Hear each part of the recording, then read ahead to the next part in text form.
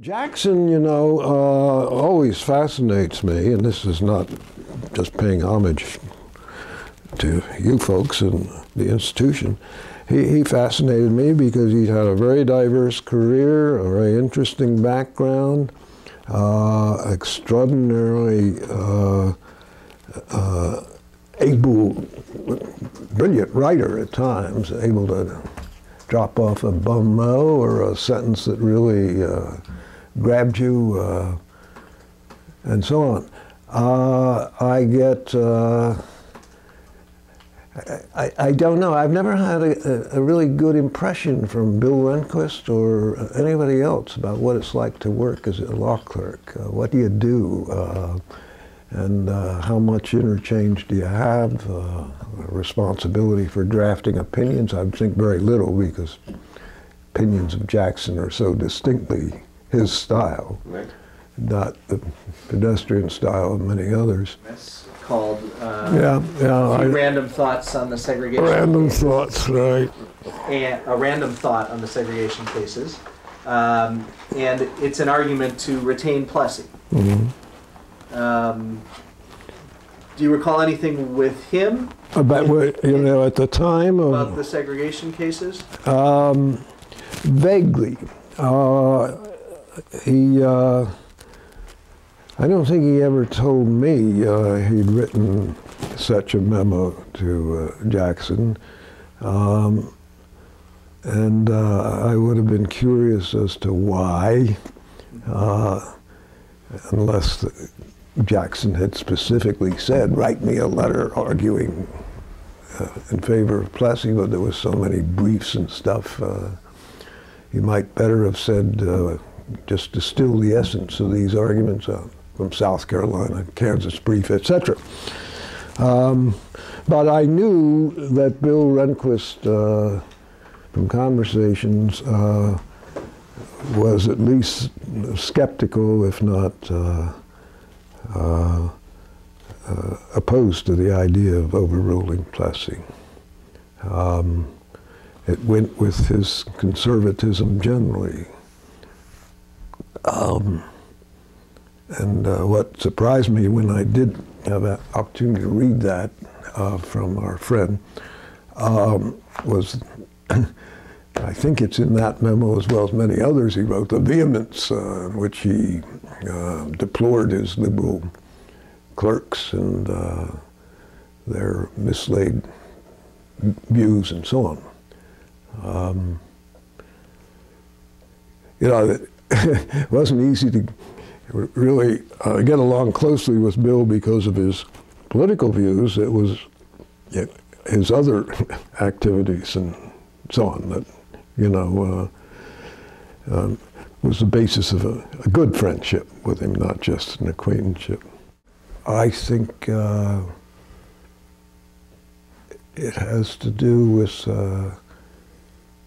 a kind of a conservative ideology. It didn't have so much to do with race or anything like that, but you should never push things radically and try to change the social order. This is another example of these damn liberal lawyers trying to push the nation into a crisis and stuff like that. I think he did think that liberal lawyers were trying to engineer issues, you know, they couldn't win in Congress, or get over to the courts. I suppose there's a considerable case to be made that that was what was going on, but that's the person I'd like to emulate, or that's the person who, he gets it. Well, of course, there were the established icons, you know, Holmes, Brandeis, Marshall, some others. On the then contemporary court, I did think Rutledge was an interesting judge, although he hadn't written much then because he hadn't been on that long. Murphy fascinated me because of his diverse background, and we got into his his political career and how he got started. He explained he was up there in Jamestown, way up state New York, and he was a Democrat, and this was Republican territory. And he said, but I became a very active Democrat, and trying to uphold the party in state elections and so on, fighting for the party. And he said that gave me visibility. And if you really want to get ahead in politics and get into the right place, you've got to have visibility as well as some skill. That's what got me in with FDR. In fact, he's saying this and so on. Washington, Attorney General, onward and upward, sure. Or wherever it is when you go to the court. Hickory Hill, McLean, carpool experiences. Well, it was a very irregular carpool. So you're living there. Jackson's obviously living at Hickory Hill. Yeah. Then what happened? He did give me a ride, volunteered to once or twice. I know we ran across each other, and they were nice rides, relatively easy to talk to him. Mm-hmm. Talk of many things. Fascinated me, for example, that it'd be a good thing to steer the conversation to Shakespeare. He could whip up a Shakespearean character and quote, and one of my life's passion is Shakespeare, that he could invent so many different people and see life in so many forms. So there was that, or other sources, historical. As, for example, his quote in the Steele seizure case from the Sir Edward Coke. Now, that's a very famous case of right. Sir Edward Coke. The king says, then I am to be under the law, which it is treason to say. All the judges, according to Coke, fell to their knees, except Coke stood up. Thus saith Bracton, blah, blah, blah. Right.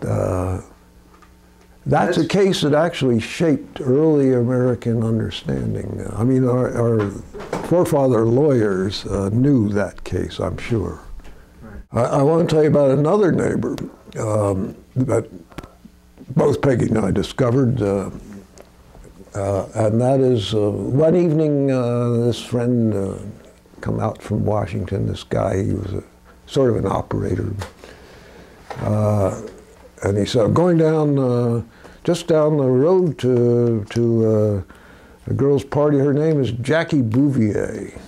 And I'll take you along as my guest. And so we went down to Jackie Bouvier's party and met her. She was then the inquiring photographer for the Washington Post.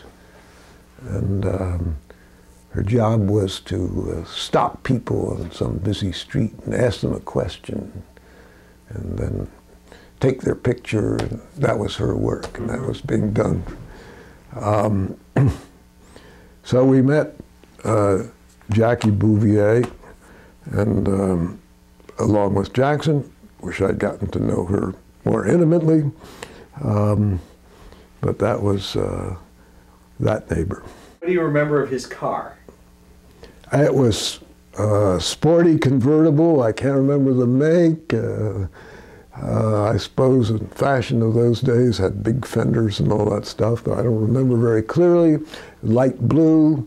He liked to ride with the top down. I have come to believe, of course, later that his contributions to the Nuremberg trial were, in some ways, the greatest part of his career, and left a most enduring legacy and a most important one. Because those trials really brought, it created a new foundation for international law in many ways. Don't want to get into all that now, but